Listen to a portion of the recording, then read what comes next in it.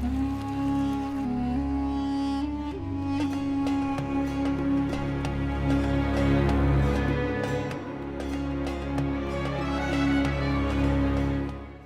दारुल हर्म बनाने की कोशिश करेंगे, इसे इस्लाम का गृह युद्ध बनाने की कोशिश करेंगे, तो अब मुल्ले भी गिरेंगे बरेली के बाजार में।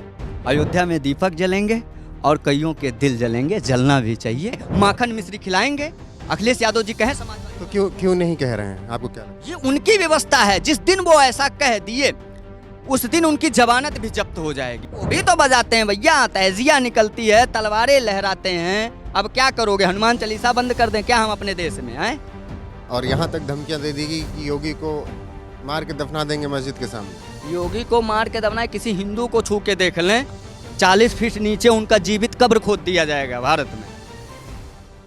स्वागत है आप सभी का एनएफ न्यूज पर। मैं हूँ आपके साथ रोहित और इस वक्त मौजूद हूँ राम की पैड़ी अयोध्या में, जहाँ पर भव्य तरीके का नज़ारा देखने को मिल रहा है। ऐसे में आज आपकी मुलाकात करवाएंगे दिवाकराचार्य महाराज से और तमाम मुद्दों पर बात करेंगे। बहुत बहुत स्वागत है महाराज जी आपका एनएफ न्यूज़। साधुवाद, बहुत बहुत धन्यवाद एनएफ न्यूज़ का, आपकी पूरी टीम का। आप लोग अयोध्या है, आपको बहुत शुभकामनाएं। अयोध्या का माहौल कैसा है अभी? भव्य है, दिव्य है, अद्भुत है और अकल्पनीय है। कभी किसी ने कल्पना नहीं की होगी कि ये वही अयोध्या है जिसमें कभी गोलियों की आवाज़ सुनाई देती थी, इसमें कभी बैरिकेटिंग के माध्यम से साधु संतों की परिक्रमा रोक दी जाती थी। ये वही अयोध्या है जिसमें जो है शासन प्रशासन के द्वारा उत्पीड़न और तुष्टीकरण की राजनीति की जाती थी। इसको ध्रुवीकरण का शिकार बनाया जाता था। ये माना जाता था कि अयोध्या में यदि कोई राजनेता चला जाएगा तो उसका बहुत बड़ा एक मजहब का वोट खिसक के पीछे चला जाएगा और वो सरकार में नहीं आ पाएगा, सत्ता में नहीं आ पाएगा। हमारे प्रभु श्री राम लला की कृपा है कि वो तुष्टीकरण करने वाले, ध्रुवीकरण करने वाले आज अपने आस और अस्तित्व के लिए लड़ रहे हैं और सत्ता से कोसों दूर हैं। तो ये भव्यता और दिव्यता जो दिख रही है, किसकी वजह से संभव हो पाया? हमारे उत्तर प्रदेश के माननीय मुख्यमंत्री, हिंदू हृदय सम्राट श्रीमंत गोरक्षनाथ पीठाधीश्वर श्री योगी आदित्यनाथ जी महाराज जी के निरंतर प्रयास के माध्यम से और हिंदू संकल्प के साक्षी के रूप में भूदीप नमस्तुभ्यम कर्म साक्षी य विघ्नकृत यावत कर्म समाप्तिश्च तावत त्वं सुस्थिरो भव।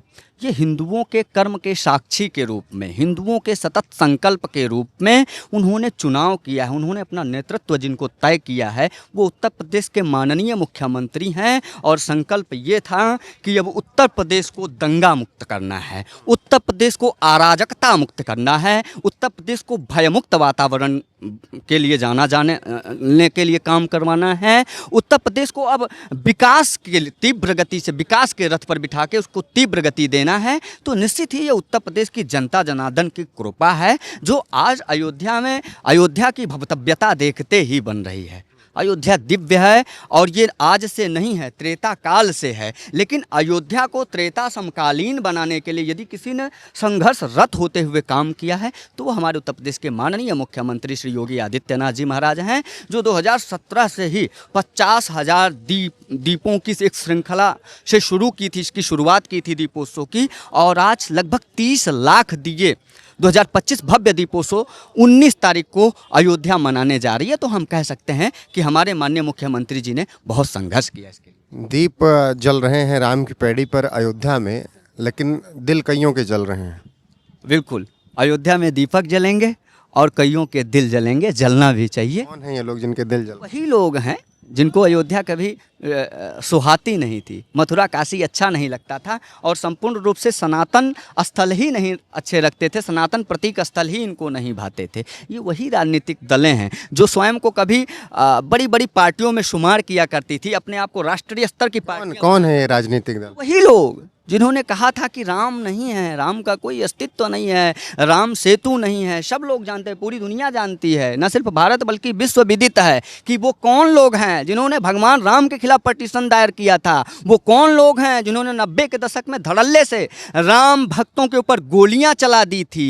ये कोई भारत पाकिस्तान का बॉर्डर नहीं है, लेकिन अयोध्या में शहीद मार्ग का निर्माण क्यों हुआ, ये हमें और आपको सोचने की आवश्यकता है कि आखिर ऐसी क्या व्यवस्था और ऐसी क्या भयावह स्थिति आ गई कि अयोध्या में शहीद मार्ग का निर्माण कर दिया गया। क्या हमें और आपको ये सोचना नहीं चाहिए कि क्यों शहीद मार्ग का निर्माण हुआ? कौन सी ऐसी बात आ गई थी? राम मंदिर मुक्ति आंदोलन के लिए 72 बार जिन्होंने अपने प्राणों को आहूत कर दिया, उनके सीने पर धड़ल्ले से गोलियां चलवाने वाले वो कौन लोग थे? वो कौन राजनीतिक दलें थी? क्या हमें नाम लेने की आवश्यकता है क्या? जो लोग थे उन्होंने तो मंचों से खड़े होकर, सदन में खड़े होकर कहा कि हमने हिंदुओं को मरवा दिया। मुलायम सिंह यादव की मैं अगर बात करूं, लेकिन आज अखिलेश यादव कहते हैं कि मथुरा की वो भी बात करते हैं, कहते हैं श्री कृष्ण के वंशज हैं। तो मथुरा कहें कि मथुरा हम बनाएंगे, वो कहें तो कि हम कृष्ण के वंशज हैं और मथुरा हम बनाएंगे।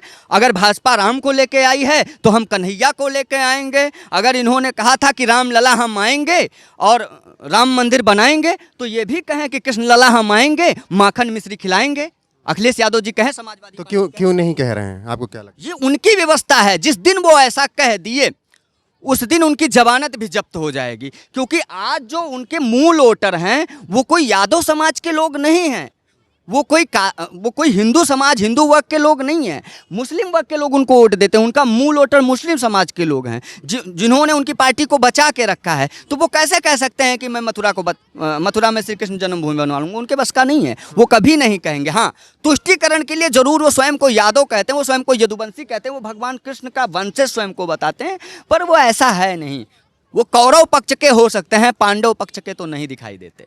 हाँ, वो कौरव पक्ष के हो सकते हैं। तो अभी फिर अयोध्या 27 और 29 में क्या सोच रही?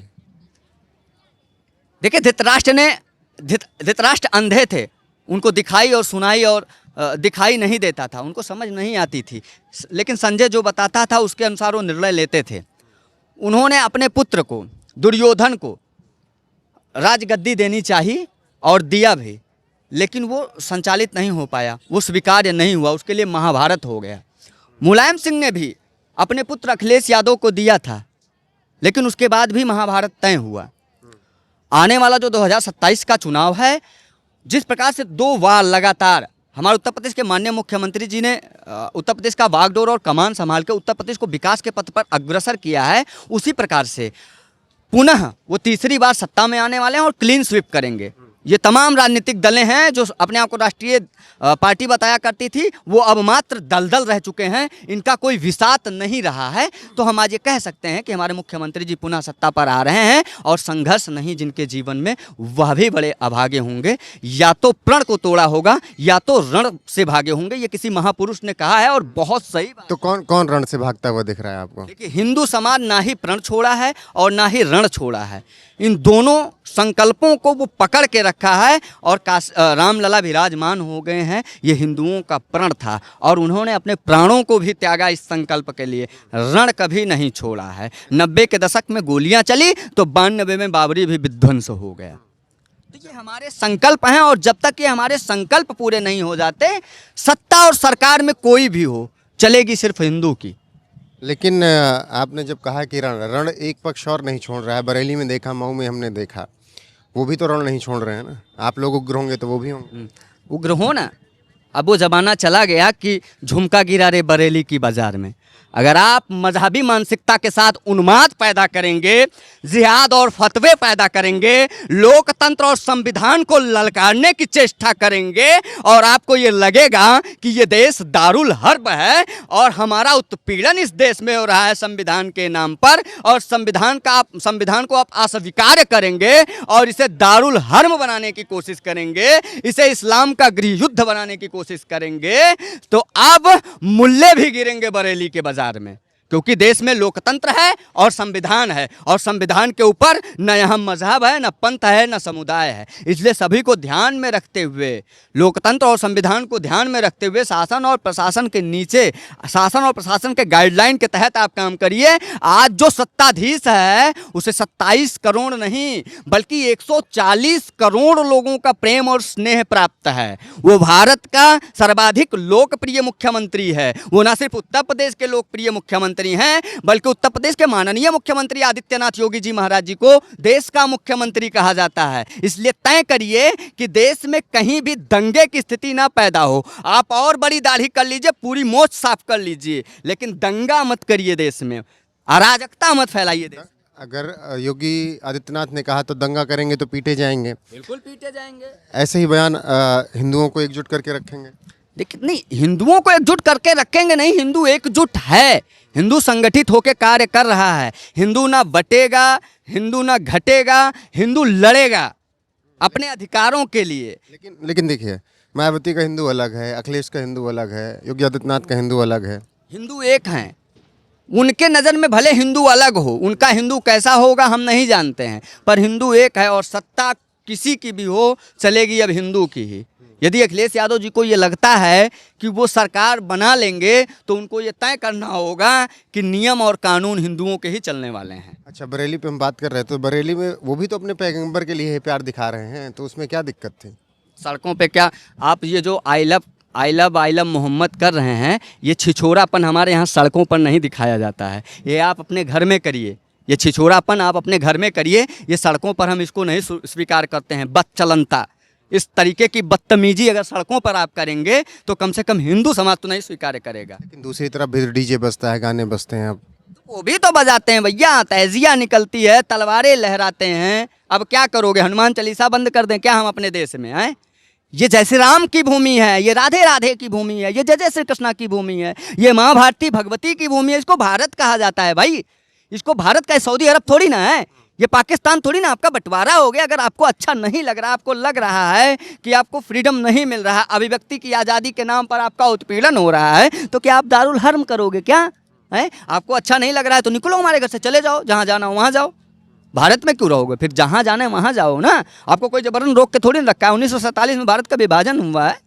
लेकिन सामने वाले धमकी देते हैं कि हमारा भी वक्त आएगा फिर हम बताएंगे, और यहाँ तक धमकियाँ दे देगी कि योगी को मार के दफना देंगे मस्जिद के सामने। योगी को मार के दफनाए, किसी हिंदू को छू के देख लें, 40 फीट नीचे उनका जीवित कब्र खोद दिया जाएगा भारत में। इस प्रकार की जो धमकी दे रहे हैं उनको अयोध्या से मैं खुलेआम चेतावनी देता हूँ कि अगर असली बाप के औलाद हो, सच में तुमको अपनी मजहब पे इतनी आस्था है तो थोड़ा छू के दिखाओ योगी आदित्यनाथ को, उंगली लगा के दिखाओ, एक कंकड़ फेंक के दिखाओ, तुमको कब्र तुम्हारी वहीं खोद दी जाएगी जहां से कंकड़ उठाओगे। जैसे बरेली में तुम दंगे फैलाने की चेष्टा कर रहे थे और तुमको वहीं दौड़ा के पीटा गया, नाली और नाले में गिर जा रहे थे, उसी प्रकार से वहीं कब्र खोद दी जाएगी। किसी से डरने वाली बात थोड़ी ना है कि आप धमकी दोगे तो हम चुप रहेंगे, हम शांत बैठे रहेंगे, हम डर जाएंगे, हम बहुत भयभीत हैं। भाई लोकतंत्र है भारत में, संविधान है, यहाँ शरीयत कानून थोड़ी ना है, यहाँ फतवे थोड़ी न जारी होते हैं, यहाँ मौलवियों के फरमान थोड़ी न चलते हैं, यहाँ संविधान चलता है, यहाँ प्रशासन चलती है, योगी जी की पुलिस चलती है। इतना पीटे जाओगे कि आने वाली पीढ़ियाँ लिख के जाएंगी तुम्हारे लिए। जैसे फतिया पढ़ते हो तुम, वैसे तुम्हारी पीढ़ियाँ तुमको लिख के बता के जाएंगी कि भाई अगर उत्तर प्रदेश में रहना तो इस प्रकार की स्थिति कभी पैदा करने की कोशिश ना करना, तुम्हारे परदादाओं ने बहुत मार खाई थी। ये तुमको लिख के बता के जाएंगे फतिया की तरह। तो आपका क्या कुछ कहना है, कमेंट करके अपनी राय जरूर बताइएगा। बने रहिएगा हमारे साथ लगातार। नमस्कार।